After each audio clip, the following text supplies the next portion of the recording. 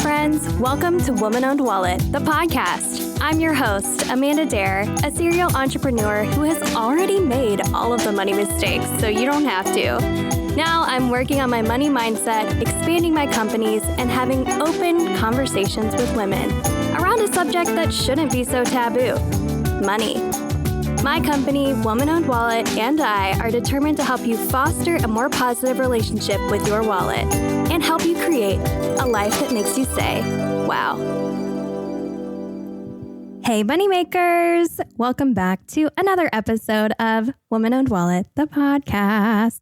Today, I have the beautiful, the radiant, the amazing Cherena here with me, fellow Aries baby. I'm already obsessed. I know you will be as well. Cherena, thank you so much for coming on the podcast. Thank you for having me. As always, it's always a pleasure to be with you. Oh my gosh, y'all. You were supposed to be already listening to Cherena in season 3. And just with all my beautiful business snafus I was having with my computer dying in the middle of recording season 3 and having to re-record it all, we couldn't get on the schedule again, but here we are. Here we are. This is the day we were supposed to have. It is totally. And I was like telling her, I was like, oh, it's so sad that people didn't get to hear that because it was so good. But then we both realized like we're more like in our entrepreneurship journey than we've ever been before. Like this just feels so right. And I agree with you. Which is crazy because it wasn't that long ago, right? It wasn't that long ago, but like to see how far we've come in such a short period of time is so like. much happens so fast. Like it's literally wow. Wow. Like, wow. Wow. I love it, obviously. Yeah. Well, thank you for coming back and making just this beautiful time for us to have together. Thank you. What day is your birthday? I forgot. April 13th. 13th. I knew it was really close. So mine's the 19th. So we're those Aries. Fiery. Fierce. Forever on.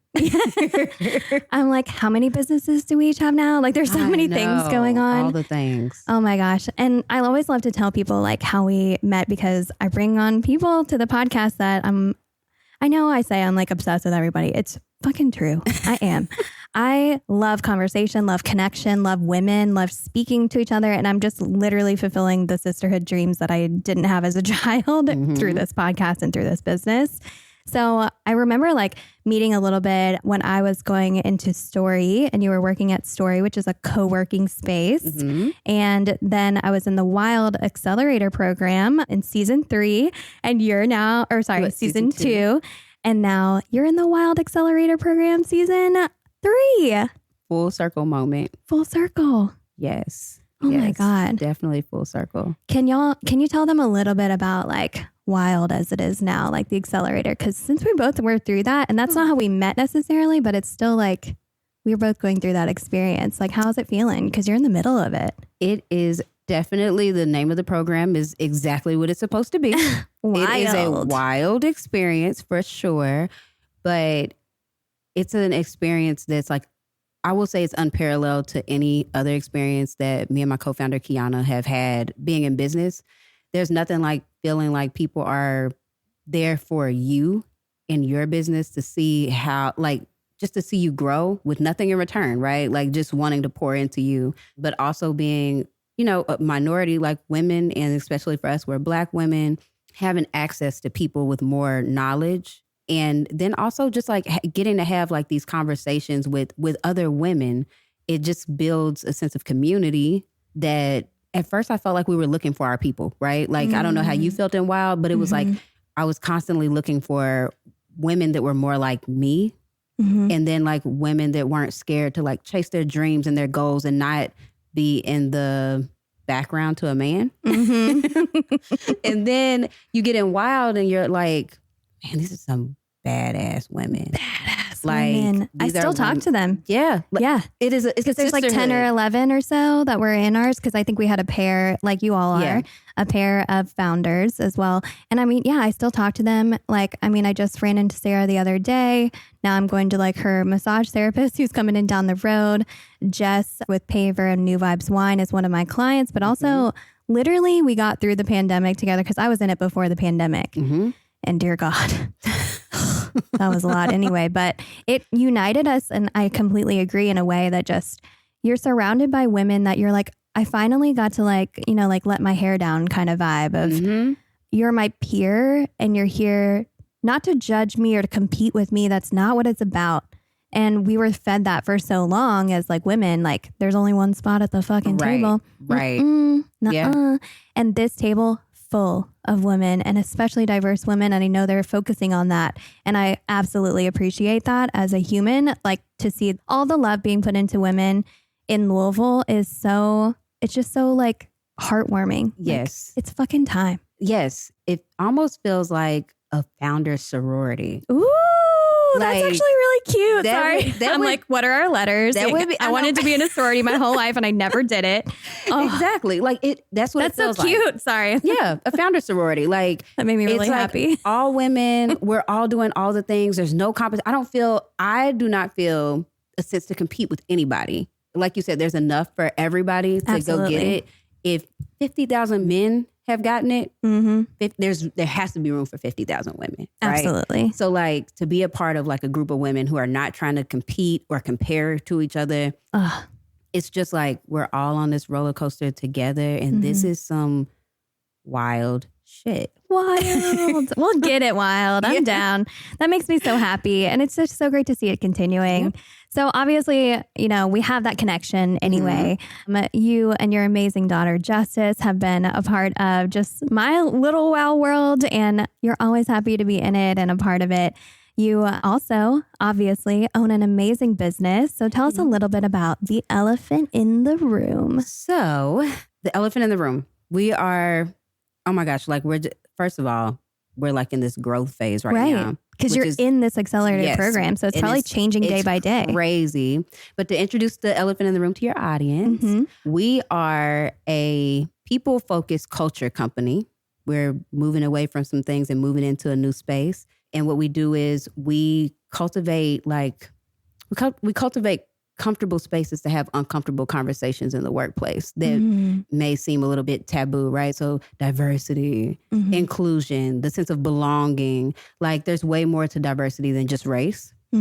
There's women. There's people with disabilities or different abilities, I would like to say. Yes. There's culture. There's just cultural differences in Yeah, like the sexual workplace. orientation. Yeah, And there's gender identity. so much to diversity. Yeah. And I think that like we get to tear down whatever that barrier is culture-wise in the workplace that keeps everybody from being on the same page. And we kind of like, we just glue that together, we mend it, and then we're like, now look at you. You're a whole book now. Exactly. Put all those pages from together. addressing the elephant in the room.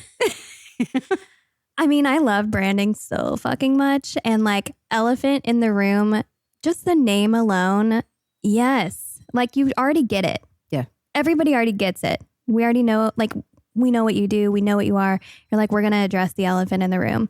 And obviously within WOW, we're really this like funny financial feminism like company. And like everything that we do, it's about putting money in the wallets of women because that goes back into the community and usually goes back into more diverse communities in general. So I'm obsessed with all of it. Obviously I'm only wanting to do like 10 million more things together. Cherena are like, should we have our own event? Should we do that? We I'm should like, do all the things. We're going to look back at this podcast and be like, remember when? Exactly. Because wow. Because wow. Yeah. So, I mean, this is amazing. And I love to see like going through Wild and like just exploring the company and seeing what it can do. And you said that through Wild, like you're also adding like tech, to the company. Yes. Is that like scary for you? Like tech still like freaks me out a little bit. It freaks me out. It's also mind blowing what tech can do. Right? Like we're in a stage right now where everything is AI and robotic and all the things. I used some like copy AI the other day. I was like, thank God I didn't have the words today. And now I do. No, like seriously, it would like I put in even like something as simple as like Canva, right? So Canva has that new feature where like they're even using AI. I literally I think I put in just to see how it works. It's like word magic. That's what it's called. Oh, cute. And so I literally put in diversity, equity, inclusion. It gave me a whole like caption. It was like mind blowing. And I was like, wow, this is crazy. So like, it's crazy to think about us adding tech to our company because it's also crazy to think about how much that can grow our company and like are we ready for that? Right. Like that, because I mean, I think once we roll out what this is, I think people will be like, oh, that's what you guys were trying to get out of your head onto paper, onto technology. Oh my gosh, I'm so excited for what the future can bring. I think like it does scare some people, and I just said like, oh, it still scares me sometimes, and it does. It's good scary. It's an exciting energy. I'm not really scared. It's just energy around it. Yeah, it's called I think it's called eustress, right? Yes, I learned that in acting class. Yeah. Like it's stressful enough to push you forward. And just good. It's good stress. Like you're like, It's like when you go to the gym. Like it's stressful, but you're in love with whatever the result could be. Ooh. So this is eustress for us. I like that. And I haven't heard that since when I read it in a book, I was like, eustress. Like I was just reading it funny and I was just like, oh, wow, that's really true. And probably what motivates most of my life. Like, I have to I go back and forth sometime with like even categorizing my stress sometimes. Like, is this bad stress or is this good stress? Like growth is bad stress. It's only like pushing you out of a comfortable place, even though you're uncomfortable, right? Like it just pushes you out of your comfort zone and it's time to grow. I think last year with the elephant in the room, there was like it was just stressful. Yeah. And we were like, oh my God, like what are we doing? Only stress, not you stress. Yes. Yeah. And this year we're like, oh, this is good stress. It's a breath of fresh air. But I also think we have the right people in our corner. Yes. Makes a difference. Such a big difference. And I feel like it's so interesting because when we talk about, like the DEI companies, the diversity, equity, inclusion, that you are that as well, but you're talking about company culture and we're talking about how, diversity is so much more than race. And it is about being inclusive and having an understanding for the people around you so that you can interact with them in ways that make sense for everybody. Like, I don't even have a concept of how adding AI or any tech would benefit that, because to me, company culture is what I lead every day in my company. So I feel like what you were talking about before is like that company culture, really making sure that people are running companies in a new way, because they have been like really one way for so long, which is why we need it so bad, why we need that, inclusivity so badly, because there's so many ideas that can come from people that are different from you. Come on, y'all. Like, why? Companies that invite a diverse group of people to the table are usually generally more successful companies, because you have more, you have eyes that are just different. We've all experienced different things, like even just culturally, like we're experiencing different things. So just think if you brought all those people to the table, which America's a melting pot, right? Yeah. So, I know. We all were taught that. Yeah, so and it's a really let it be a melting pot. Exactly. Like it's crazy to think that as much of a melting pot as we are, that like there wouldn't be more diversity in some of the places where we're at. Like everybody goes to work. You would think everybody, that like y'all are all money makers. Exactly. So at the end of the day, it's like, why isn't there any diversity at like a decision-making table? Yeah. So. Well, I mean, I think we know why. I mean. And it sucks, but we're changing it. Yay. Yeah, there you go. Yeah, we're next though. Like, yeah, girl. Yeah. We're next. We're here. So, yeah, the generation before us, I'm not going to say they're dying out, right? But the generation before us, they're phasing out of the workplace. Yeah. And so we're next. Like for my parents, they're both retired. Exactly. So it's just like thinking of that, like I'm the next one. Like I am in my, like, I'm not even in my prime, like earning years. Like those are like usually your 40s, maybe 50s, because you've had so much experience and like you've gone up the ladder, so to speak. But I'm already at the top of my ladder because I'm already the owner of the company. Right. So like now I have to find the new ways to grow into that top earning potential in my 40s. And like my husband says that sometimes. I'll be like, oh my gosh, I'm so stressed about this or that or money or whatever. And he was like, you haven't even reached your top earning potential. Like we're not even in that age yet. And I was like, ooh, you're so right. That's a good husband. I know. Keep him. I'm not getting rid of him. There's no way. He's mine. I mean, just from how much he cooks for me, which you're a big cook too, I know. Man, a man that can cook. I thought you said Amanda can cook. And I was like, nah. A man that can cook. Amanda. Yeah. Have you ever heard that? Ugh, I only do every day. It's fine. Not every day. Yeah. My whole growing up. My brothers. It's fine.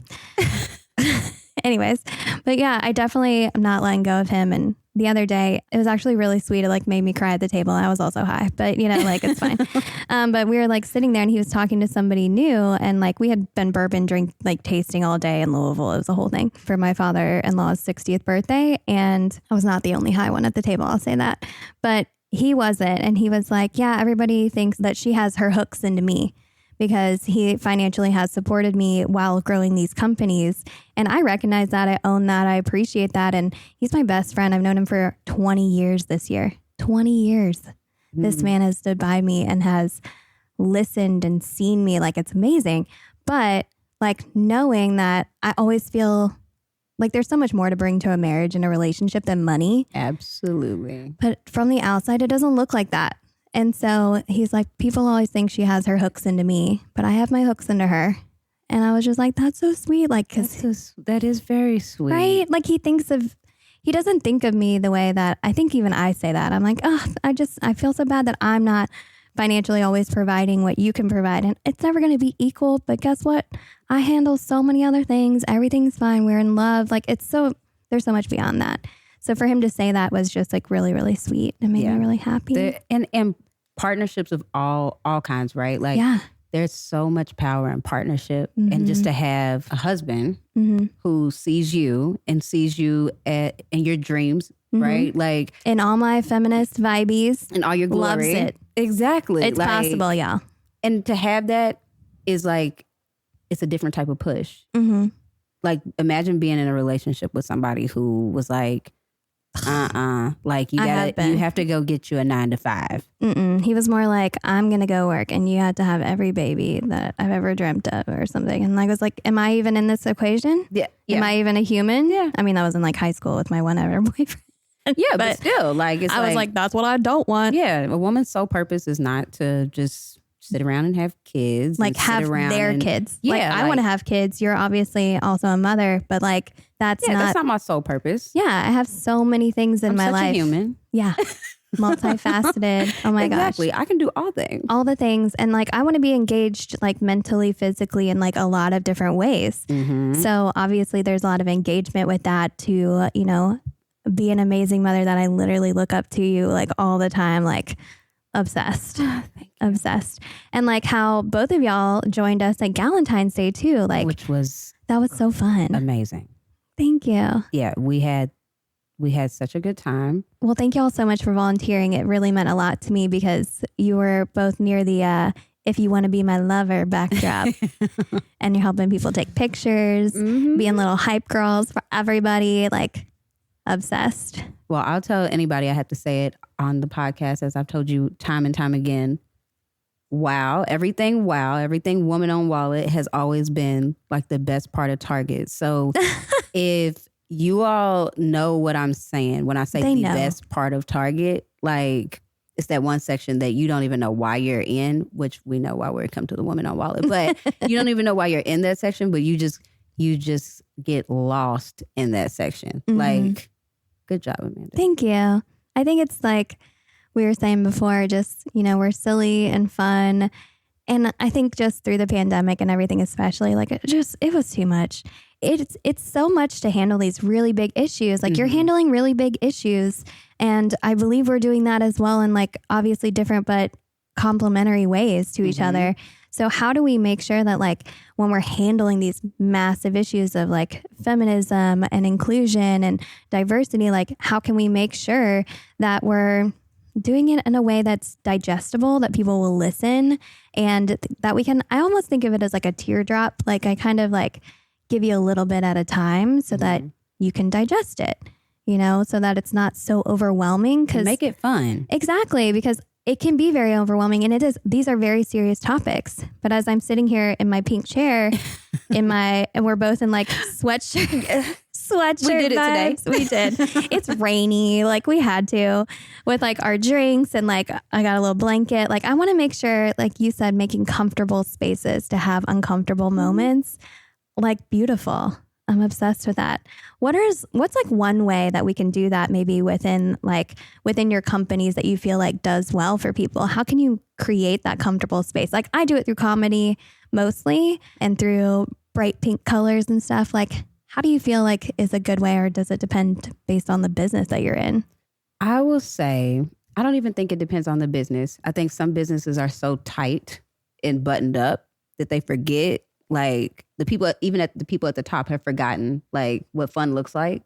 Oh yeah. So like creating an environment where people feel comfortable to have uncomfortable conversations, right? Where people feel comfortable like just talking about things that you have to do it in every form of relationship, right? When you go home and you talk to your husband, like it doesn't mean you're not going to stay married.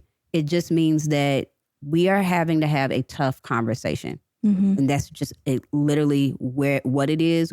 And after this conversation is over, it doesn't mean we're going to stay mad at each other. It doesn't mean that we're going to disrespect each other in the process.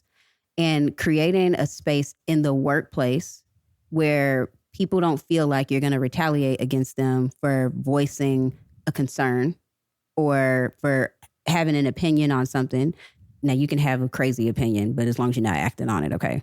But yeah, chill sometimes, Yeah, so just creating that space and environment where people feel like, all right, we're talking about the things, not shutting down everybody's decision, but your own. Like, and I think you do a great job of that, right? Like, just everybody has a piece of wow. Everybody has like what they do, and they're heard in their lane, and sometimes they're not in their lane, right? Like. And so when people are able to have those conversations, you build a more empathetic workplace where people feel like, now I can bring my whole self to work, all because of the environment that you created. Now the culture is different. And even the people who will apply, because most of the people talk about what's good, but they also talk about what's bad, right? But when people hear that there's a number one work environment in Louisville, I mean, I'm sure that place gets more applications than a whole lot of other people. Yeah. Because people just want to be somewhere where they're treated well and where the culture is good. People usually will stay somewhere where the culture is good. They can be getting paid all the money in the world, but if the culture is bad, they're always trying to find something new. No, I totally agree.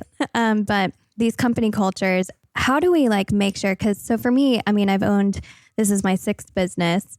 And over time, that was something as a leader I didn't understand very well. And I don't think that everybody is always like ready to be an entrepreneur or a CEO or a leader. Like there's so many times when I've been like, I just had this great learning experience and I better bring that into the next time. But I'm always curious and open. And one of the things that I had heard probably like midway through entrepreneurship, I'm not sure when I heard it, but that I really sit within my like philosophy for life is when I'm with somebody else and I'm like having a conversation with them in any part of my life, I'm listening to understand. I'm not listening to respond.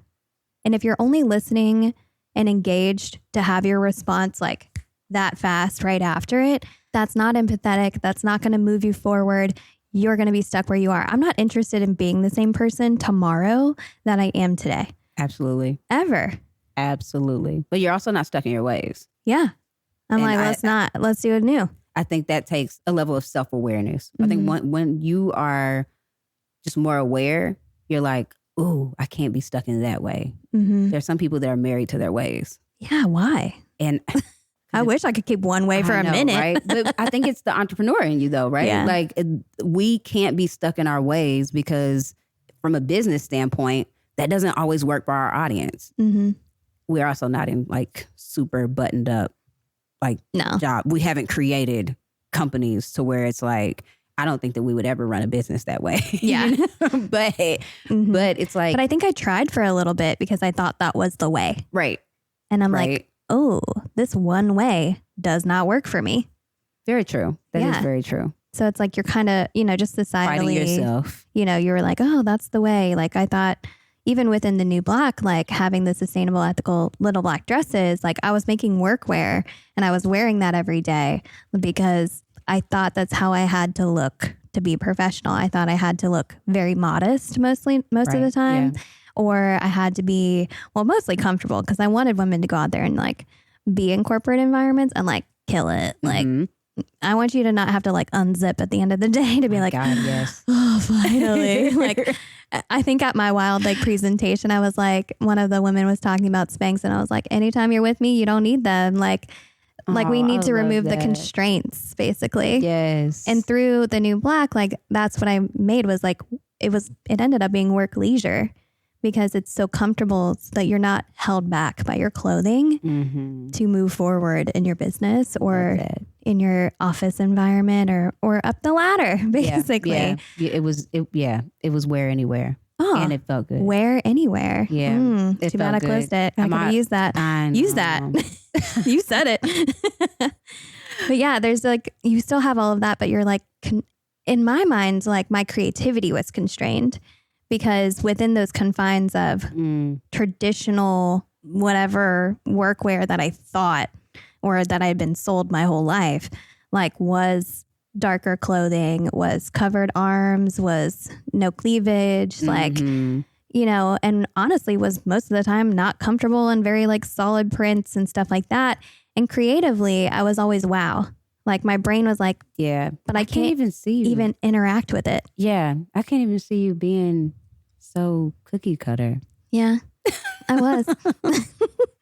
I mean, basic bitch all the way. Oh, for sure. Man. I guess the stage of life that you caught me like in a phase that I kept you from going from this to that or going from that to this. You did. I was already like transforming when we met, I think.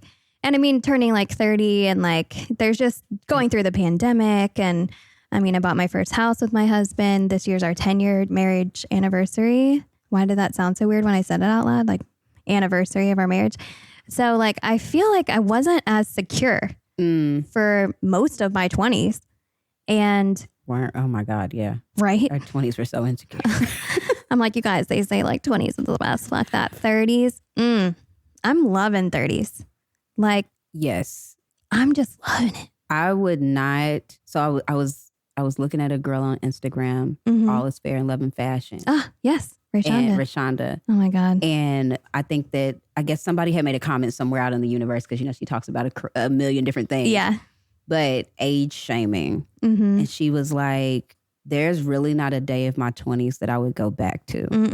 And I was like, I had to think about it. I was like, oh yeah, me neither. Like my 20s, I can't speak for everybody, but it's just one big struggle. You don't even realize what you don't realize. You're like in the middle of like the most youthful part of because when you first start your 20s, I mean, you're straight out of being a teenager. And then like on your own sometimes for the first time. Oh my God, I saw the bottom of my bank account so many times in my 20s. So many times. I saw past it. Oh my God, yeah. I was like, there's the bottom and then there's like hell. Oh yeah. Yeah. Then that's when they cut you off. Yeah. And you're like, oh shit. Yeah, there's so many lessons that I got taught in my 20s that I'm like, I would not go back. Like, I'm glad I learned them. You had, because you had to. And honestly, even the hard way. Like, sometimes learning the hard way is just. Yes. I think we had to learn the hard way. But I'm grateful for my 20s, but I don't want to go back. Yeah. Agreed. That was, Yeah. Well, and for me, I mean, I talk about Adrienne, how much I love her all the time, but like having Adrienne come into my life, like this has been 4 years that we've been, you know, our little dynamic duo selves of like understanding because she has such beautiful, like feminine energy. And that's all I ever wanted. But I was surrounded by so much like masculine energy. And this is the way that you have to be in business. And like, there wasn't, even within women and money, we talk about that obviously a lot, but within women in business, like I just thought that I had to do deals certain ways or that I had to underpay people or whatever. Like my brain was like, if you want good work, pay for it. Like pay people well. Yes. Do what you can. Because when you pay people well, they go over and beyond for you. Yeah, absolutely. Yeah. Like I don't want shitty work. Yeah, that part. Ugh. That part. I mean, that's definitely in company culture. Yeah. Yes. And I mean, in my 20s, I couldn't always afford also to pay. And like, we didn't always have access to the same things and have it built up. All those things. Like, there was a lot. I was never trying to underpay people. Yeah. I mean, but again, it's the process, the learning curve of your 20s, like all the things. You just didn't know what you didn't know, but also couldn't afford what you wanted to do for real. Could not afford shit. So I think that like, you learn so much. Like your 20s is where you kind of get to apply what you learned in school. You know what I'm saying? Like you're really fresh out of school. Yeah. And it's like your first draft. Yeah, exactly. Yeah. It is your first draft. Your 30s are your second draft. So I can only imagine. Like I said, that peak earning potential is in the 40s. So third draft. Yeah. And I guess like 50s is like final and then retirement or some shit. I don't know. The final draft. Final draft. Should be like a horror movie. The final draft. Yeah. But you have to live through what you live through to get to where, like to get to where you're going. Like if there was a pebble thrown in the water, right? It would change the whole ripple effect.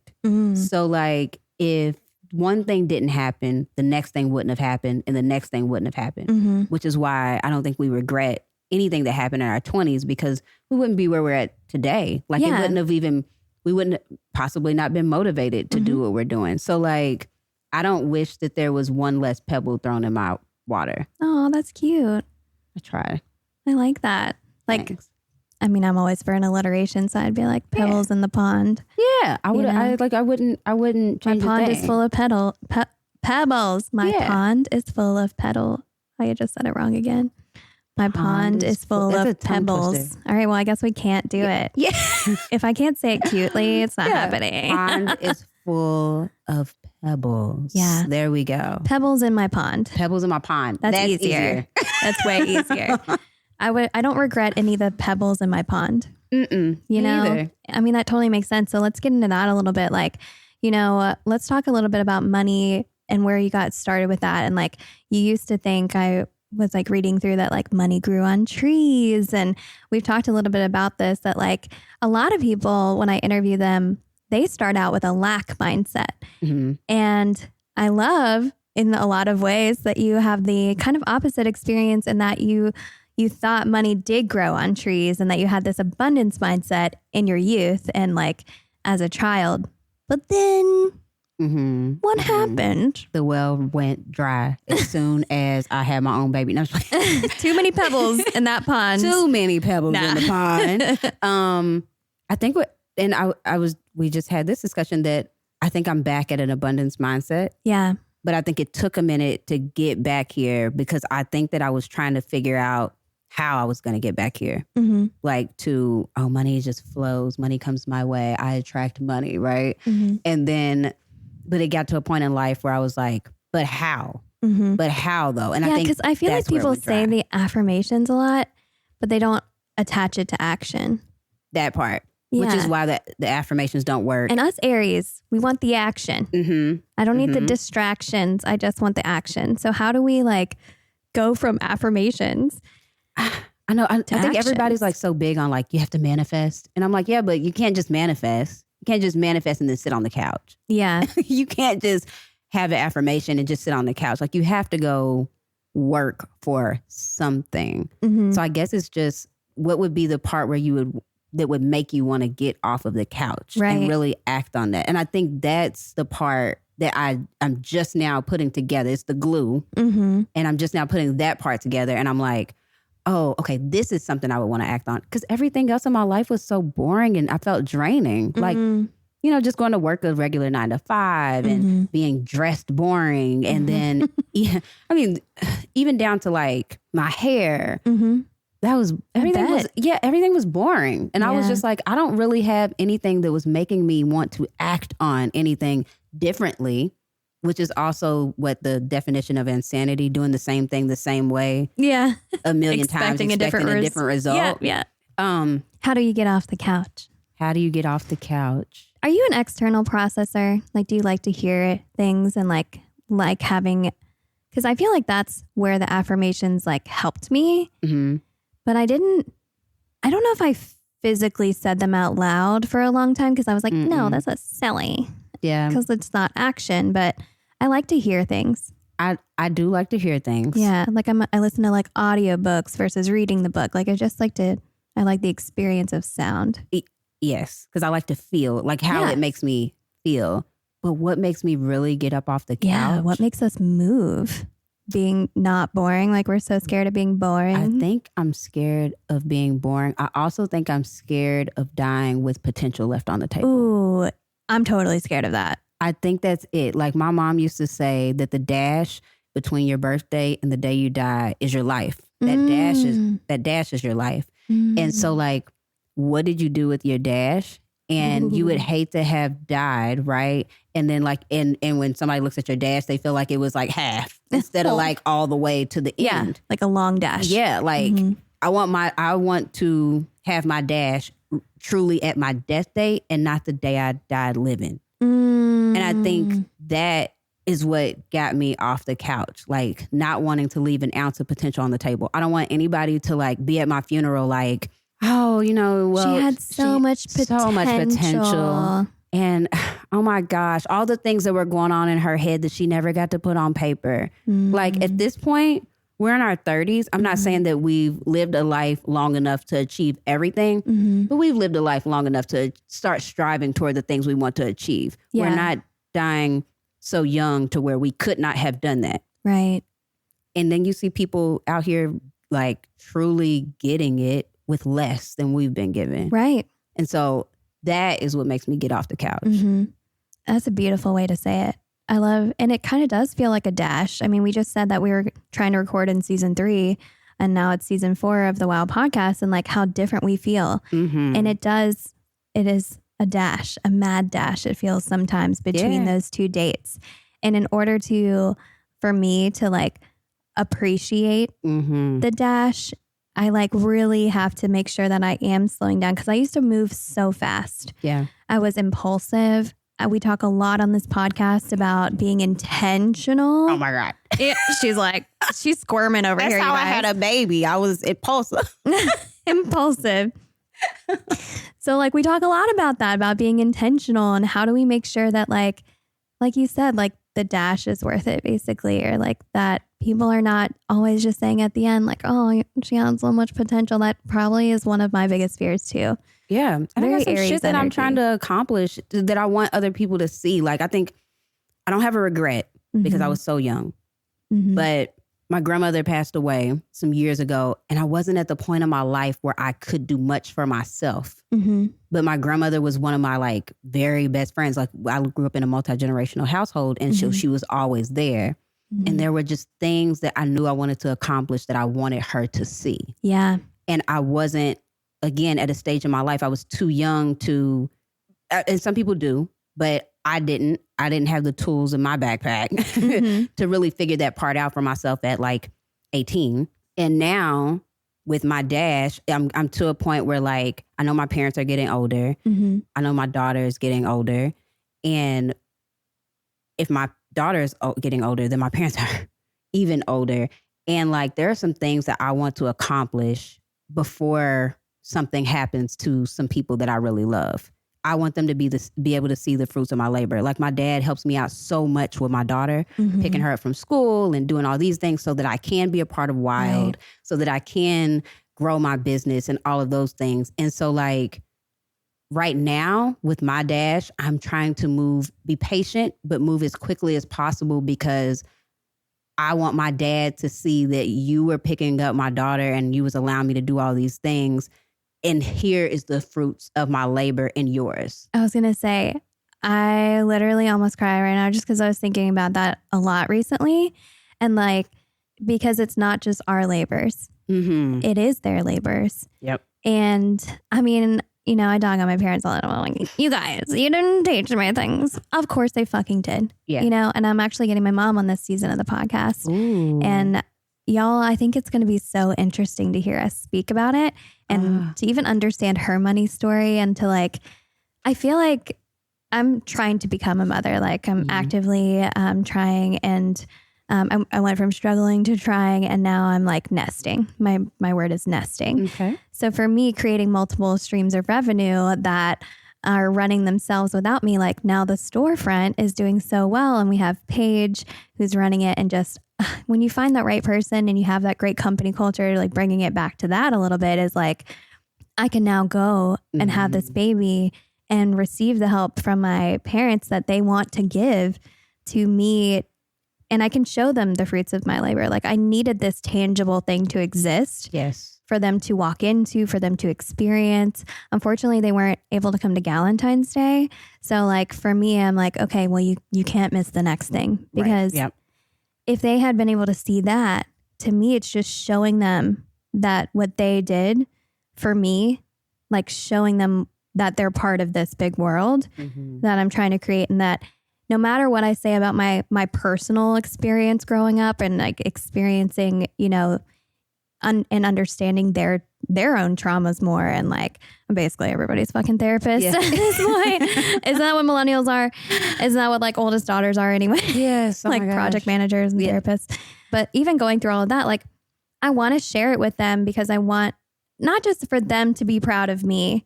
I want to show them that I am proud of them. Mm-hmm. It goes backwards. Mm-hmm. And I think it's always, so many times it goes one way, where we think of it like, but you want to share with your daughter and her successes, I'm sure. And you recognize in yourself, like, I'm doing good in this world. Like, I just want you to see it. Yeah. And I want to experience it with the people that you love the most. Mm-hmm. And I'm also a little scared that like, I won't maybe become a mother and like have them be I had like this whole panic attack last night about it. It's fine. I'm moving through it. I'm in therapy. Everything's good. But it's one of those things of like my grandmother, like still, she passed away. So like no grandparent of mine will meet, like there won't be a fourth generation, you know? Right. But my mom, my mom talks about a little bit of everything all the time. And she has a few things. She talks about money all the time. She talks about traveling, and she talks about dying, like all the time. And I'm just like, girlfriend, you got to stay around because you got some grandbabies coming. Like we're working on this. Yes. And she has one, Janet, who's my niece, who I'm obsessed with. She's my bestie. But like, and oh my God, the other day, she's like 2, she called me Bessie. Aww. And I was like, hi, Bessie. And she goes, hi, Bessie. Is that your like auntie name?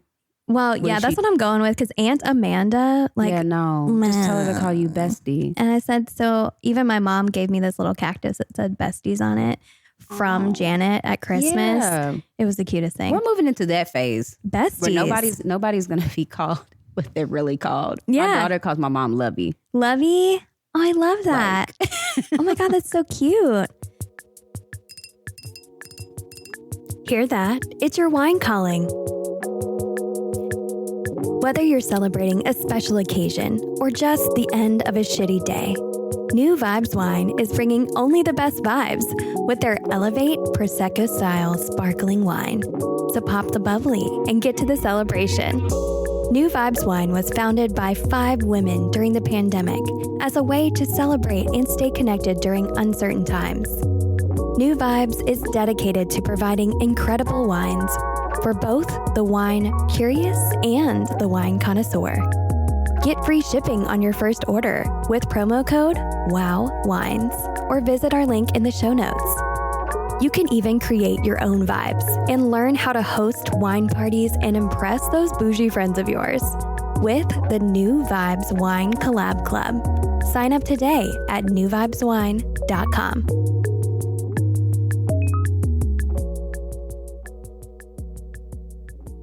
But yeah, it's like you want to share that though with the people that matter to you because that's legacy. You know, like that's how we want our stories to be told after us. We want our impact, like just and biologically girls build legacies as human.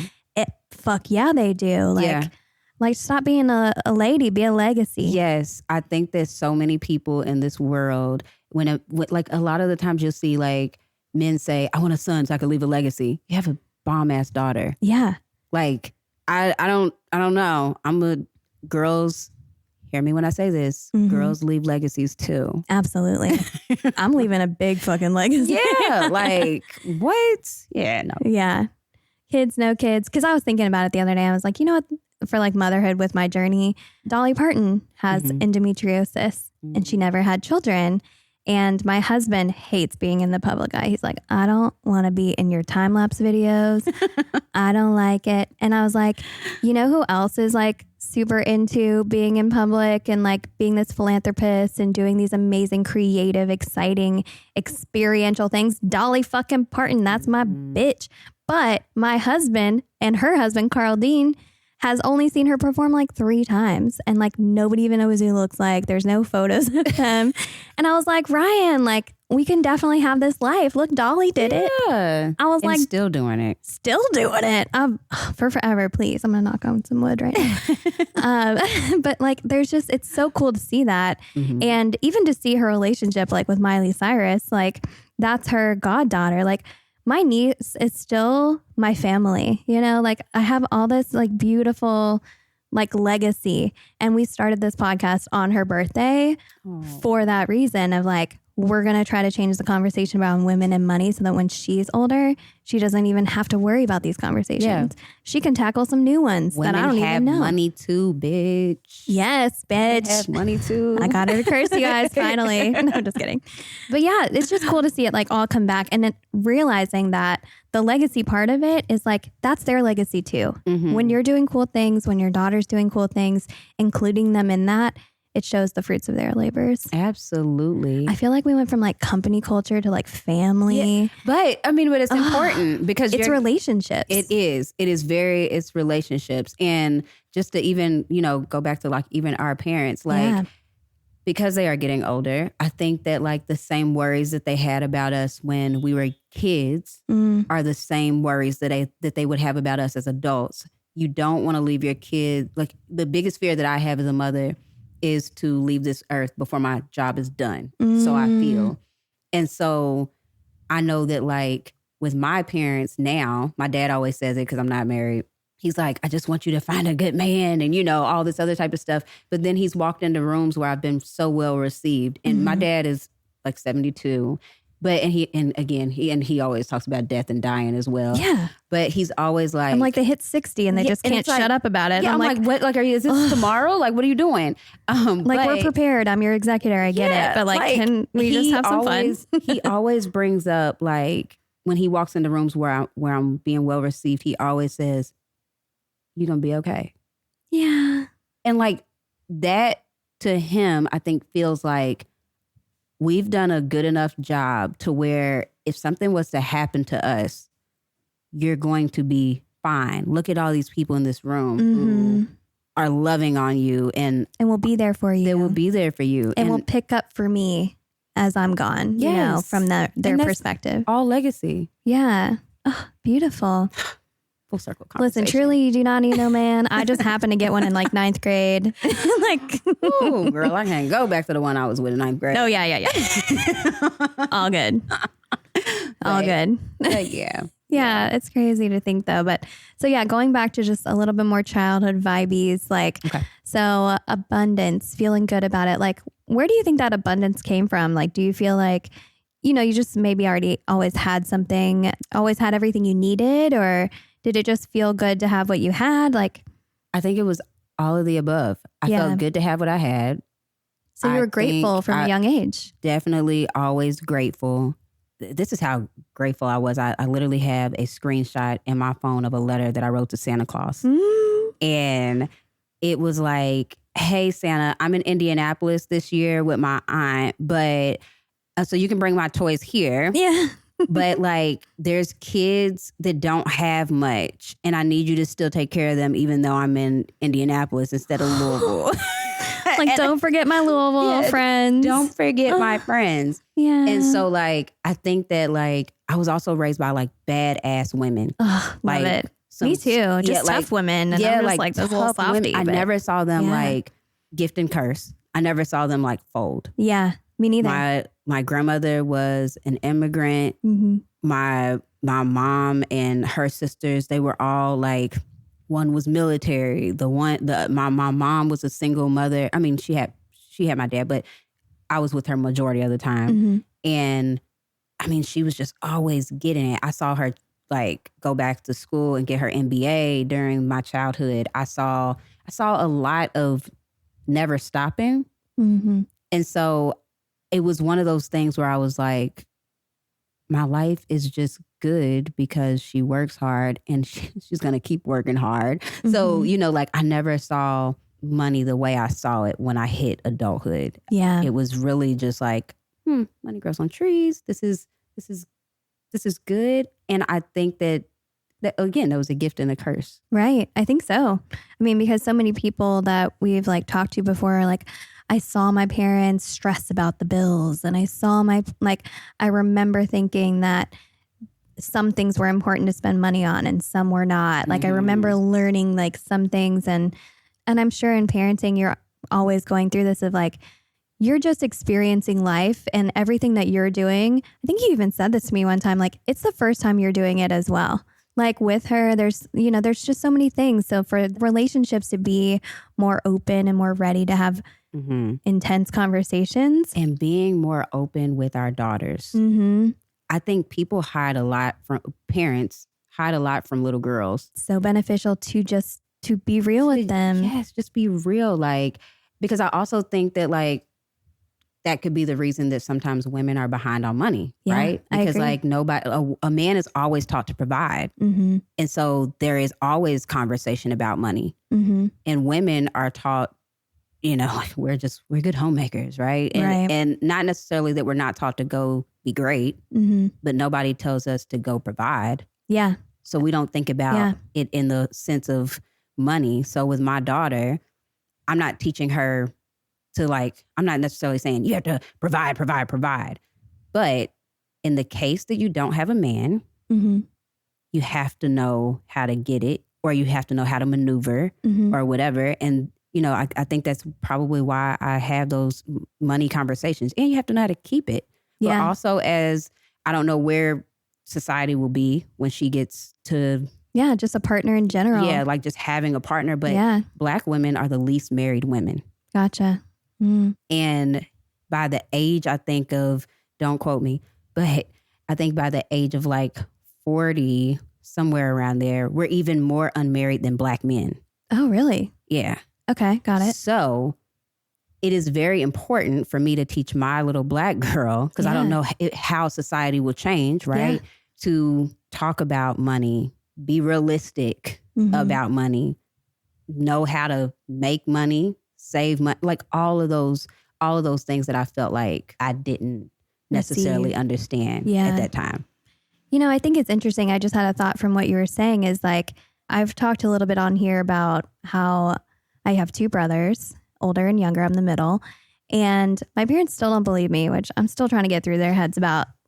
They each have the same gendered siblings. Okay. So like my mom had a sister, my dad has brothers. So they never saw their parents raising boys and girls in any traditional sense that we're going to use these words today. So like they didn't raise me like you're saying to say you have to provide. They raised the boys, which I will say like they have great jobs. We all are homeowners. Like we're definitely all very functioning, great adults. I used to feel like negative about this, but now I feel kind of like it was actually a gift, like you said, gift and curse, is that I was actually led to believe that I got to do whatever the fuck I want. And I can do whatever the fuck I want because I'm a girl and because I didn't have to provide. And it's interesting that, because I think the conversation and what you're saying is like, we need to make it not that you have to provide for the entire family. Right. You just need to learn to provide for yourself from both genders, from both perspectives, from masculine and feminine energy. However we want to discuss that is like, the sun and moon, like they are both important. They're both beneficial. They both do beautiful things. Yes, maybe different from each other, whatever, but like they're providing for themselves. And yes. And if we're teaching boys to provide for everyone, that is so much fucking stress. Yeah. I don't want that either. I mean, we've talked about like hiring on maybe a spouse of somebody like on the team. And I was like, I can't handle that stress. Too much for me. So like one man can't be the sun and the moon. No, you're not the sun and the moon. Exactly. You're the sun, and I'm the moon, or I'm the sun and you're the moon, whatever it is. But like, there feels like the pressure of nothing from the women financially and all from the men. If we just go to the middle point, because again, like we're talking about race as well in this, but like black and white, there's all this fucking gray area in the middle, and nothing is to me one issue or the other, one or the other. It's in the middle somewhere. It's this big range. Yes. So for me, if we can meet in the middle of providing for yourself, taking care of yourself, and understanding that that comes first, because that's a big thing for men and women as well. Absolutely. And how we were raised is like, no, you have to take care of her or you have to take care of him. And it's not, let's just take care of ourselves first and add ourselves into this beautiful partnership, relationship, company culture, whatever. If we're providing for ourselves and it's just enough eustress to bring us to the forefront of saying like, okay, I can handle me and handling me looks like this. And now I get to enter all these other situations healthier and more like active in what I'm able to complete and what I'm able to contribute because I've handled me. And I love that you said that. Do you know what I feel like that just made sense from what you said. Yeah. So thank you. That's like exactly it. Like if I have all this going for myself and you have all this going for yourself, then we're better together. I think there was like a big sign in DC like forever ago, and it's like married people make more money, right? And it's essentially because two people, you can have two broke people, or I'm not gonna say completely broke, right? But you can have like two people come together and just be doing okay. Yeah. But together, they're doing well. And I think like that is, like that's what's missing. Like, girl, do good for yourself and then allow her to do good for herself. Because I think a lot of men have an issue with a woman. Because they've been taught that they have to provide everything financially. Which is nothing also else. crazy. Not that men can't work more hours or men can't do, just. We can all do it. And that's the thing. So it's just like, why not want a woman who is also doing for herself? And girl, why don't you want to do for yourself? Right. You can't just you can't sit back. And what happens to those women who sit back and think that everything is supposed to be handed to them? Right. Because that's the opposite side for sure. Exactly. I'm going to be taken care of, so I don't have to do anything with this. And then what happens when they are suddenly not taken care of? Right. They don't know where to go, what to do, how to handle things but if if we're like leading this next generation, like parenting them, leading them in providing company culture and being entrepreneurs that are leading them, how do we make sure like they thought they treated us all the same? That was the idea. And that was the idea between, my brothers and I. They're like, we treated you the same. I'm like, well, no. But also, and they can't even like reconcile that. They're like, well, I did my best trying to treat you the same. But I think what they mean, because the other day, my lovely brother, who is like literally, I love him, but he didn't know how to use a fucking Swiffer to wash his floor in his house that he's selling. And I was like, you're perfectly capable 35-year-old man. Yes, you can. You can do this. And then by the end of it, I was doing it. And I was just like, so what we've taught him is that women get shit done. Fuck yes. Because you better believe my grandma, my mom, and me get shit done. But what we've taught him is this like traditional role. I even hate using the word tradition. I heard the other day that traditions are just peer pressure from the grave. Like tradition. Oh, I love that. Isn't that interesting? I mean, it's terrible, but it's good. It's interesting. Yeah. I like to interact with things that like challenge me. Yeah. And that was something I was like, oh. So anyways, traditional things are just peer pressure from the way it was done before. That's all. And it can be good and can be bad, whatever. Yeah. Or it can be gray area. Yeah. That's fine. It can just be interesting and challenging. But when I was like interacting with this like thing and I was telling him, no, you're perfectly capable. I was thinking back to all of the times in like high school when we were paid to do chores and both my brothers paid me to do their chores. And then they wonder why my house is so clean. Yeah. And I'm like, because I've built up these habits over time and I value what I add to my family. Like my husband cooks, but I'm the cleaner. Like I feel like I have the most, I don't even want to say 50-50, but that gray area relationship of gender roles is not something that we worry about all of the time. Which is great. Or put on each other. Which is amazing. But how I said earlier about the hooks into each other, like he has his hooks in me, or I still feel guilty that because I think a lot of feminism is really around the idea that like we want to just be men. And I'm like, no, I love being a woman. Like, no, I just don't want that, I guess that gender role to be so stringent around what I'm capable of doing. Right. Yes. I love that. What you're capable of doing. Like, I can do it too. Yeah. It's just, and if I need help, I'll ask. Absolutely. I struggle to ask, but I will now. It's one of those, where it's like, I can do it too. And whoever gets to it first. Exactly. What's good about the idea of us each, and I'm going to call it 50-50 because I don't have a better way to say it, but like, what's good about us each learning the gender role of each other that was traditionally, working for a long time because women were oppressed in so many ways, especially women of color, especially people with different abilities and with different sexual identities and everything and preferences. We have been told that we're not capable of those things. Mm-hmm. And I listen to stuff about feminism, and I definitely defend feminism so much in that I'm like, it's just that we don't want to be seen as not capable. Yeah.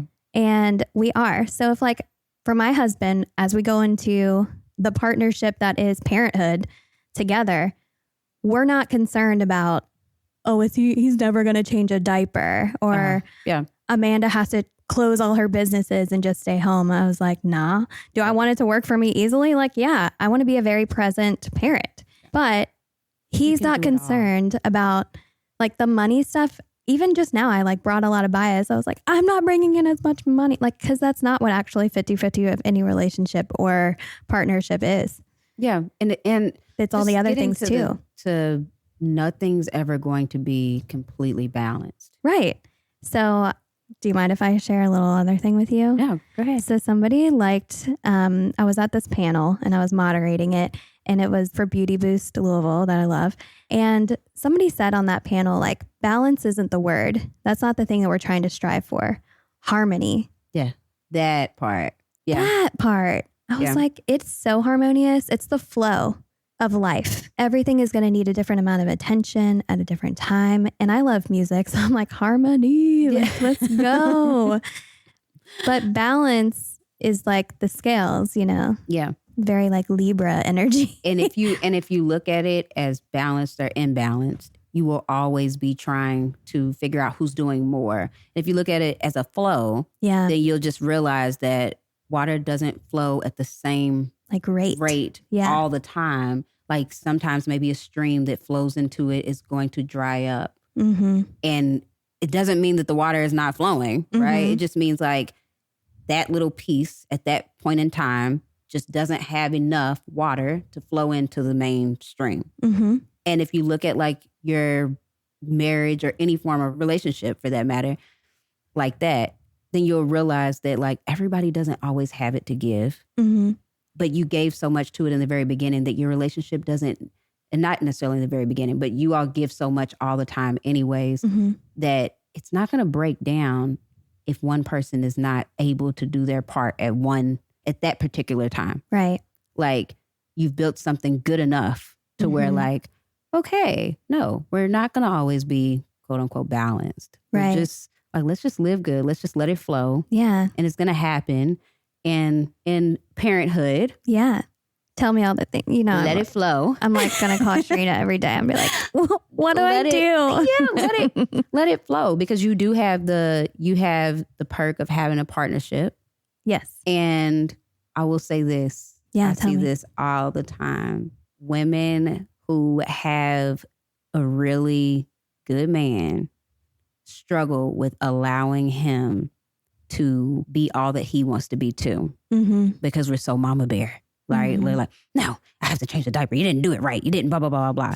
But you have to allow him to also you have to allow him to struggle. Mm-hmm. You have to allow him to not have the diaper on, right? Mm-hmm. You know what I'm saying? You have to let him have his experience. His experience. And learn the hard way. Yes. He has to learn some things. I have to learn the hard way too. Yes. You know how many diapers I've actually changed in my life? Not enough. I had never changed a diaper until I had my kid. Really? Yeah. I think it might have been a baby I think alive. I've changed 10 or something. Yeah. And I was not that girl. Mm-mm. So. Yeah. Well, thank you for that advice, because I will take it. And I think for a long time, even within work, looking at his work, looking at my work, I'm like, no, my work's always more important because I have to make this shit up every fucking day. And I'm like, you'll be sending emails all day. And don't get me wrong, that is not what he does. Yeah, but still, when you're in your moment, you're like, no.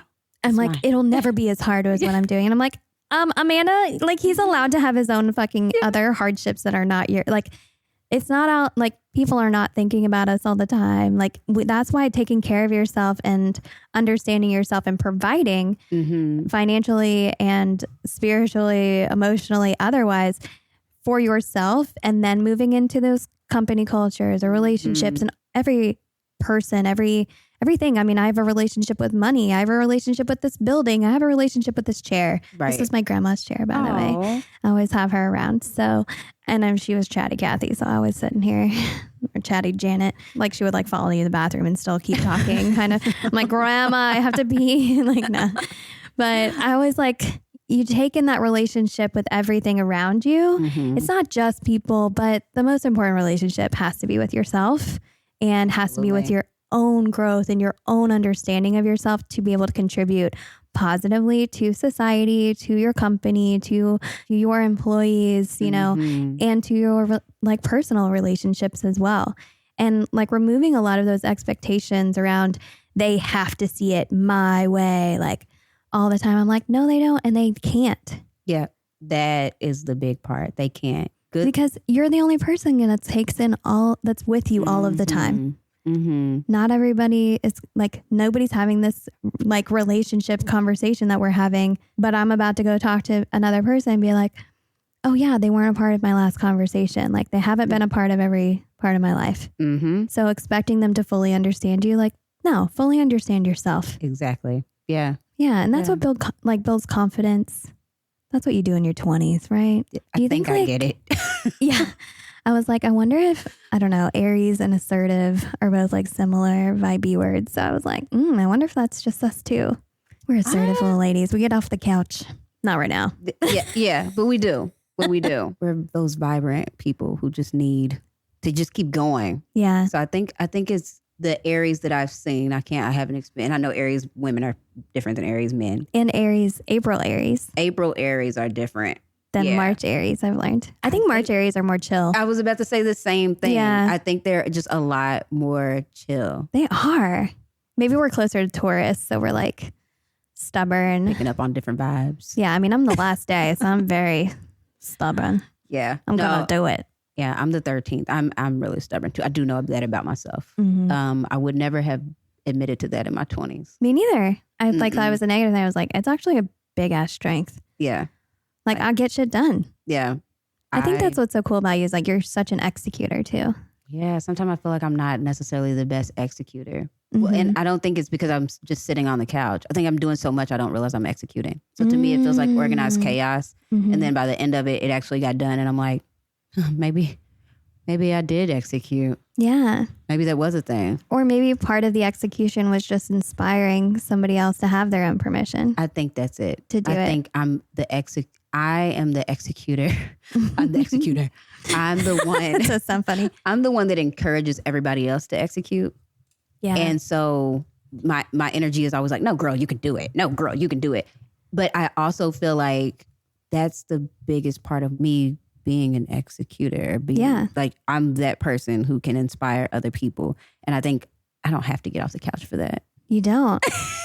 You actually don't. I mean, you can be very cozy on a couch with our drinks, like we said. And I'm just going to bring this full circle before we wrap up because I think as Aries and as people who are trying to come out here and be open, be vulnerable, have uncomfortable conversations and grow and evolve and have these beautiful relationships together.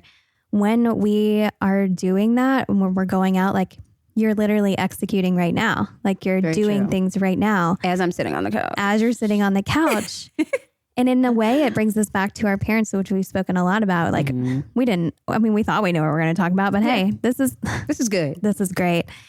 But like how we said that our parents, you know, it's the fruits of their labors too. Every time that someone was inspired to do something because they saw somebody else do it like ourselves, that's the fruits of our labors too.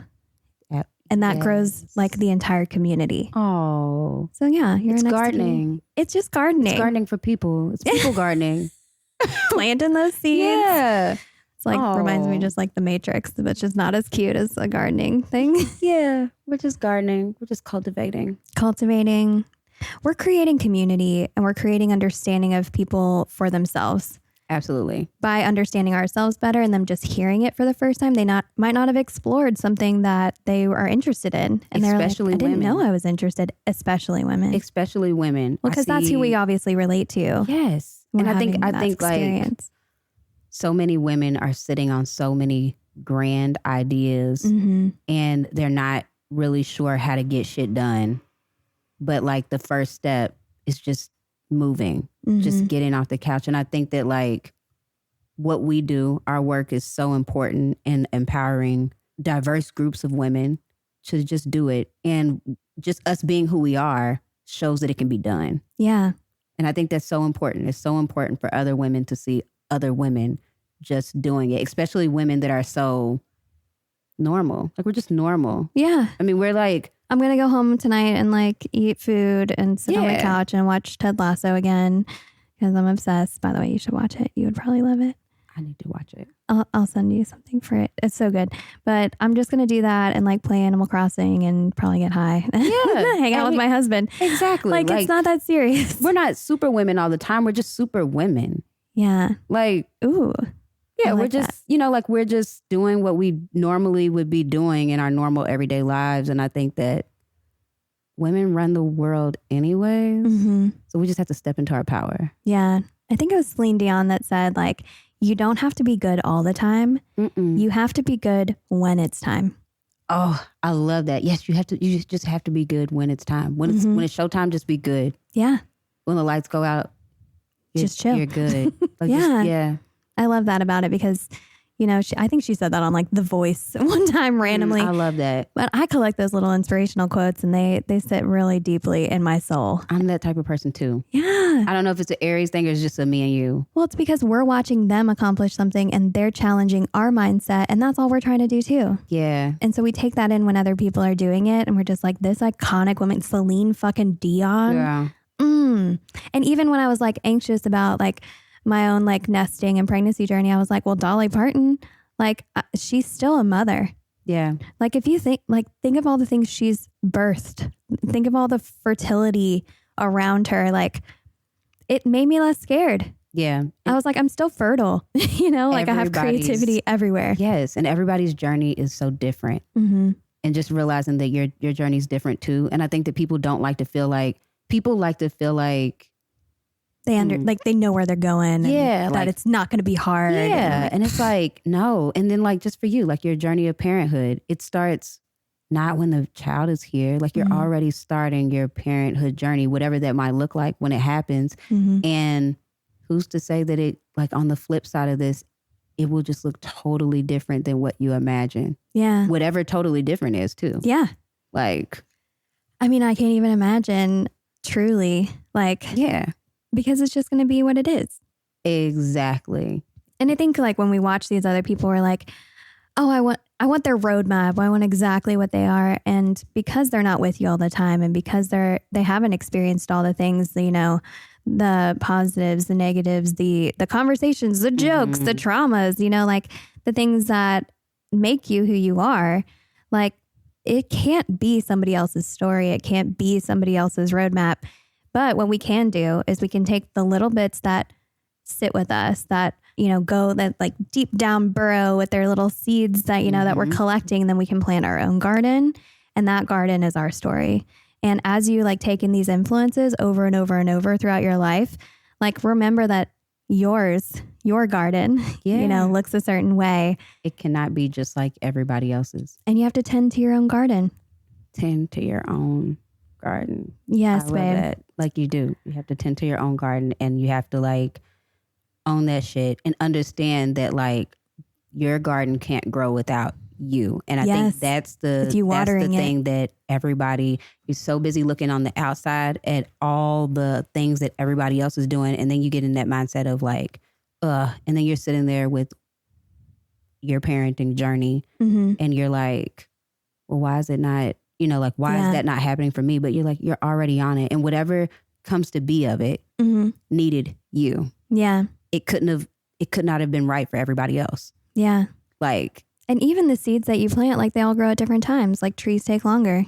Yeah. But they have maybe like the deepest roots or something. Mm-hmm.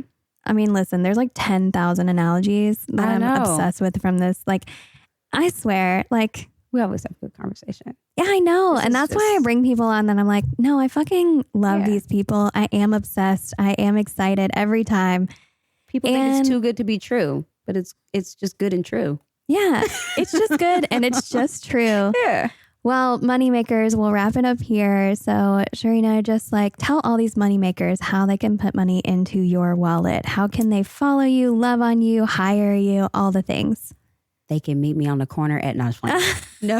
I'll meet you on the corner. What are we doing? No, I'm just kidding. So as we are rebranding, the best way to get in touch with the elephant in the room, if you have a workspace that you're looking to make more inclusive or all the things, or even if you just want to build your company culture inclusively and diverse from the very jump, our email is eitr.kc@gmail.com, or you can reach us at hello@eitrworkshops.com. We are also on Instagram, EITR Workshops. We're working on branding like you. So we're staying consistent. Consistency. And we'll put all of this in the show notes as well. Okay. Yeah. And yeah, I mean, I was like EITR. I was like, oh yeah, duh. Elephant in the room. Yes. Elephant in the room. EITR. You know, we love an abbreviation here. Like, wow, woman-owned wallet, Exactly. EITR, elephant in the room. And I mean, we've talked about so many things, doing it like so many fun things together. And I feel like this will not be the last y'all see or hear of Cherena. I'm positive. There's much more Cherena and Amanda. Yeah. Sounds good together. We'll just have like a separate podcast. It's just like Aries energy. AC. And because we're so cool. So cool. We think we're cool at least. Yeah. I think you guys think we're cool because, you're here still. If you're still here, you think we're cool. Anyways, we love you. Thank you so much, Moneymakers. Thank you so much, Cherena. Thank you. I really appreciate you, and I appreciate having you in my life. It's always a good time. Always. Forever. Let me... Ka-ching it. Yes, baby. Here, I'll do my line and you can do that. Moneymakers, thank you so much for listening, and go out there and make that money. Yay!